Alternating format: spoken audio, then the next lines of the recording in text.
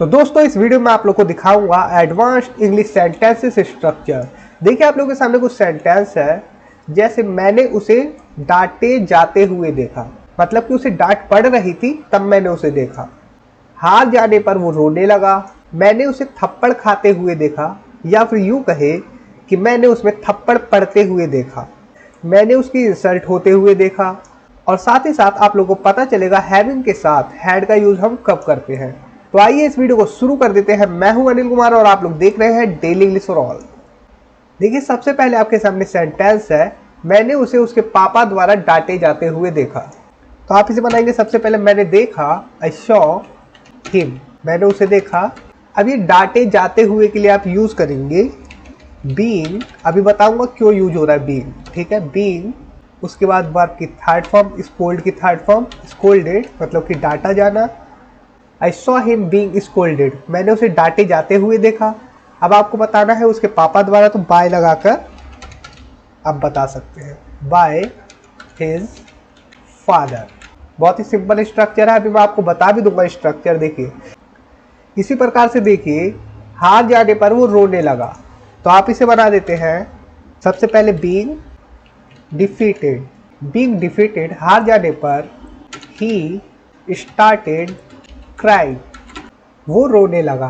किसी व्यूवर्स ने मुझसे सवाल किया था कि सर स्टार्टेड के बाद, जो कि वर्ब की सेकंड फॉर्म है, उसके बाद वर्ब की आईएनजी फॉर्म क्यों आती है। तो यहाँ पर मैं आप लोग को बता दूं, स्टार्ट एक ऐसा वर्ड है जिसके बाद हम वर्ब की आईएनजी फॉर्म मतलब जेरेंट फॉर्म का यूज करते हैं। तो ये जो स्टार्ट है ना, ये टेंस के अनुसार बदलती जाएगी, लेकिन यहाँ वाली क्रिया नहीं बदलेगी। अगर मैं इसे बोल दूं ही स्टार्ट्स क्राइंग, वो रोने लगता है, ठीक है। अगर मैं बोलता हूँ ही स्टार्टेड क्राइंग, वो रोने लगा, मतलब कि पास्ट की बात है। तो इतना क्लियर हुआ होगा। अब मैं यहाँ पर आप लोग को सबसे पहले ये बता दूं कि ये स्ट्रक्चर हम यूज क्यों कर रहे हैं, ठीक है। बीइंग प्लस वर्ब की थर्ड फॉर्म। देखिए अगर मैं आपसे कहूँ कि इसे दो सेंटेंसेस में बांट देते हैं, तो देखिए पहला सेंटेंस हम बना सकते हैं ही वॉज डिफीटेड, वो हार गया था। और सेकेंड ही स्टार्टेड क्राइंग, ठीक है, वो रोने लगा। ही स्टार्टेड क्राइंग, वो रोने लगा। ही वॉज डिफीटेड, वो हार गया था, ठीक है। जब हम इन दोनों सेंटेंसेस को जोड़ते हैं तो हमें बीइंग का सहारा लेना पड़ेगा। क्यों लेना पड़ेगा? देखिए एक काम के बाद तुरंत दूसरा काम हो सकता है कि हारते ही वो रोने लग सकता है। तो यहाँ पर हमने प्रेजेंट पार्टिसिपल की तरह यूज किया है बीइंग का, ठीक है। उसके बाद वर्ब की थर्ड फॉर्म, क्योंकि ये पैसिव है, ठीक है। ही वॉज डिफीटेड, वो हार गया था। हम यहाँ पर बाय लगा के दिखा सकते हैं he was defeated by him, ठीक है, या हर, कुछ भी दिखा सकते हैं। तो जहां पर वॉज का यूज होगा, देखिए पहले वाले सेंटेंस में हमने वॉज का यूज किया है, तो यहाँ पर बीइंग का हमने यूज कर लिया। और यहाँ पर मैं आपको बताऊं, जब स्टार्टिंग में बीइंग का यूज करेंगे तो इसका मतलब होगा कुछ होने पर, ठीक है, कुछ होने पर। तो यहाँ पर क्या है, हार जाने पर। और जब भी बीइंग का यूज किसी ऑब्जेक्ट के बाद होगा तो इसका मतलब हो जाएगा कुछ होते हुए। अभी मैं आपको दिखाता हूँ। देखिए मैंने उसे उसके पापा द्वारा डांटे जाते हुए देखा, ठीक है, मतलब कि उसके पापा उसे डांट रहे थे, ऐसा देखा। यहाँ पर देखिए एक ऑब्जेक्ट है, उसके बाद हमने बीइंग का यूज किया। इसका क्या मतलब हुआ? इसका मतलब हुआ होते हुए, ठीक है। क्या होते हुए? डांटे जाते हुए। मैंने उसे कैसे देखा? डांटे जाते हुए। तो आप लोग को समझाने के लिए मैं इस सेंटेंस को दो पार्ट में तोड़ के दिखाता हूँ। देखिए अगर हम पहला सेंटेंस बनाना चाहे तो इस प्रकार से बना सकते हैं, सॉ हिम, ठीक है, मैंने उसे देखा। और सेकंड सेंटेंस हो जाएगा आपका his father was scolding him. I saw him, मैंने उसे देखा। His father was scolding him, उसके पिताजी उसे डांट रहे थे। तो हमने जब इन दोनों सेंटेंसेस को जोड़ा तो इस प्रकार से बन गया, ठीक है। आई सॉ हिम, मैंने देखा, मैंने उसे देखा, बीइंग स्कोल्डेड, डांटे जाते हुए बाय हिज फादर, उसके पापा द्वारा। इसे सिंथेसिस कहते हैं। और ये जो मैं स्ट्रक्चर बता रहा हूँ ये आप लोग को शायद ही देखने को मिले कहीं, लेकिन ये स्ट्रक्चर बहुत ज़्यादा यूज़ किया जाता है। काफ़ी बार आप कंफ्यूज हो जाएंगे अगर किसी ने इस प्रकार से बोल दिया तो। बीइंग प्लस वर्ब की थर्ड फॉर्म के कई यूज़ होते हैं, ठीक है, कई प्रकार से यूज़ होता है। एक तो होता है कुछ होने पर और एक होता है कुछ होते हुए, ठीक है। आज आप लोग सब कुछ जान जाएंगे इसी वीडियो में। देखिए अब देखिए मैंने उसे थप्पड़ खाते देखा, या फिर कहे मैंने उसे थप्पड़ खाते हुए देखा। तो सबसे पहले मैं आपको दो पार्ट में ये बना के दिखाता हूँ। फिर से आप कर देंगे आई सॉ हिम और सेकंड सेंटेंस हम बना देंगे, मान लीजिए ही वॉज बीइंग स्लैप्ड। ये सिर्फ मैं आप लोग को समझाने के लिए दिखा रहा हूँ 2 सेंटेंसेस, ठीक है, किस प्रकार से सिंथेसिस करेंगे, कैसे जोड़ेंगे, एक नया सिंपल सेंटेंस बनाएंगे। देखिए, आई सॉ हिम, मैंने उसे देखा, ही वॉज बीइंग स्लैप्ड, उसमें चाटे पड़ रहे थे या वो चाटे खा रहा था, ठीक है। जब हम इन दोनों सेंटेंसेस को जोड़ देते हैं तो यही तो मतलब हुआ, मैंने उसे थप्पड़ खाते हुए देखा या थप्पड़ खाते देखा। तो आप इसे बना सकते हैं आई सॉ हिम, आई सॉ हिम। अब देखिए ये हिम है, यही है, तो इस हिम को तो हमने लिख ही दिया, तो इसे लिखने की ज़रूरत नहीं है। और साथ ही साथ इस हेल्पिंग वर्ब को भी हम हटा देते हैं, ठीक है। जब प्रेजेंट पार्टिसिपल का यूज़ करते हैं तो बीइंग स्लैप्ड कर देते हैं। ये लीजिए, हो गया आपका सेंटेंस पूरा। आई सॉ हिम बीइंग स्लैप्ड, मैंने उसे थप्पड़ खाते हुए देखा या लगते हुए देखा या पढ़ते हुए देखा। अब इसी सेंटेंस को अगर हम इस प्रकार से बना दें, जैसे मैंने उसे उसके दोस्त द्वारा थप्पड़ खाते हुए देखा, मतलब कि उसका दोस्त उसे थप्पड़ मार रहा था, मैंने ये देखा। तो आप इसे इसी प्रकार से बना देंगे। देखिए, आई सॉ हिम बीइंग स्लैप्ड, ठीक है, मैंने उसे थप्पड़ खाते हुए देखा बाय हिज फ्रेंड, सिंपल है। आई saw him being slapped by his friend. अब देखिए, मैंने उन्हें जोर जोर से बहस करते हुए देखा, तो आई सॉ देम, उन्हें, बहस मतलब आर्ग्यू, और इसके आईएनजी फॉर्म आर्ग्यूइंग, और उसके बाद तेज तेज से ना, लाउडली, ठीक है। ये आपका सेंटेंस हो गया, I saw them arguing loudly.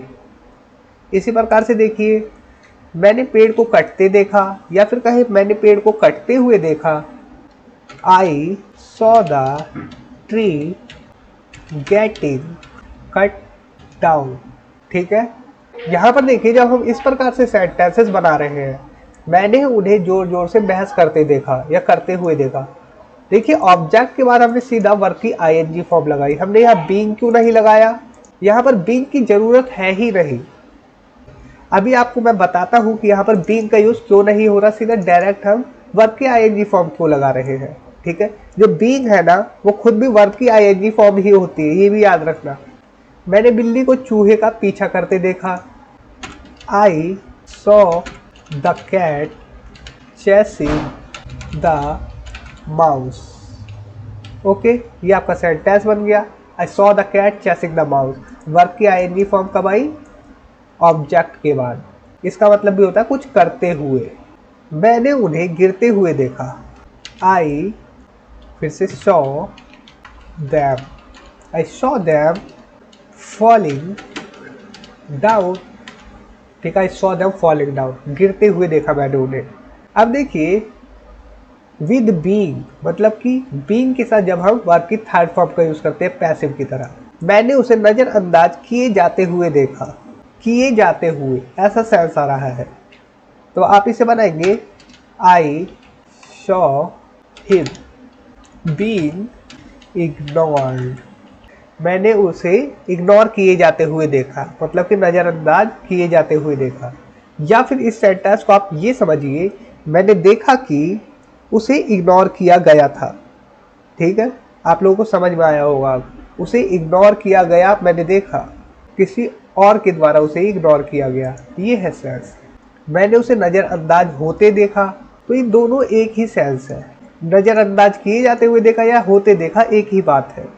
देखिए, मैंने कुत्ते को प्रशिक्षित होते देखा, I saw the dog being trained, ठीक है। यहाँ पर बीइंग इसलिए यूज हो रहा है, जैसा कि मैंने अभी सेंटेंस तोड़ के दिखाया था, जब वॉज वर्ब का यूज होता है, ठीक है, तब हम बीइंग प्लस वर्ब की थर्ड फॉर्म, जैसा कि अभी मैंने आपको दिखाया था सेंटेंसेस को तोड़कर, जैसे जब ऐसा सेंस आता है, वॉज स्कोल्डिंग हिम, जैसे his father was scolding him, तो हमने इस वॉज को हटाया, यहाँ से बीइंग लगा दिया, ठीक है। उसके बाद वर्ब की थर्ड फॉर्म। इसी प्रकार से ही वॉज डिफीटेड, देखिए पहले वाले में है तो हमने पहले ही बीइंग को लगा दिया, उसके बाद वर्ब की थर्ड फॉर्म, जिसका मतलब होता है कुछ होने पर जब स्टार्टिंग में आता है, और जो बाद में बीइंग आता है उसका मतलब होता है कुछ होते हुए, ठीक है। तो इतना क्लियर हुआ होगा आज आप लोगों को। अब देखिए, मैंने उसकी इंसल्ट होते हुए देखी, या फिर मैंने उसकी इंसल्ट होते हुए देखा। तो I saw him being insulted. I saw him being insulted. मैंने उसकी इंसल्ट होते हुए देखा, मतलब कि कोई और उसकी इंसल्ट कर रहा था, ये सेंस होता है इसका। और आप लोगों को अब मैं बताऊं कि हैविंग के साथ हैड का यूज़ कब करते हैं। तो बहुत ही सिंपल है, देखिए, जब भी कुछ खाने पीने की बात हो, जैसे कि मैं बताऊं आपको, खाने पीने के लिए हम हैव का यूज़ करते हैं, आप लोगों को पता है। उसी प्रकार से देखिए एक सेंटेंस दिखाता हूँ आप लोगों को। अगर मैं बोलूँ हैविंग, हैविंग क्या होता है, ये परफेक्ट पार्टिसिपल को भी दिखाता है। इसके बाद वर्ब की थर्ड फॉर्म आती है, मतलब कि कुछ करने के बाद, V3, कुछ करने के बाद कुछ किया गया, ऐसा सेंस होता है, ठीक है। तो अगर मैं बोलूँ having eaten, having eaten verb की थर्ड फॉर्म फूड, इसका मतलब हो गया खाना खाने के बाद, having eaten food. He went for a walk, वो टहलने चला गया। आप इसी सेंटेंस को इस प्रकार से भी तो बोल सकते हैं, क्योंकि ईटन की जगह आप क्या यूज़ कर सकते हैं खाने पीने की चीज़ों के लिए, हैव। तो हैव की थर्ड फॉर्म हैड होती है, ठीक है। यहाँ पर ये मेन वर्ब की तरह काम कर रहा है, और यहाँ पर हैविंग जो है ये परफेक्ट पार्टिसिपल की तरह काम कर रहा है। जैसे आप चाहे ये बोले हैविंग ईटन फूड, या फिर ये बोले हैविंग हैड फूड, दोनों का मतलब एक ही है, ईटन बराबर हैड। तो उम्मीद है आप लोग को ये समझ में आया होगा। तो दोस्तों इस वीडियो में इतना ही। उम्मीद करता हूँ ये वीडियो आप लोगों के लिए हेल्पफुल होगी और आप लोगों ने इस वीडियो से काफ़ी कुछ सीखा होगा। तो thanks for watching, take care, bye.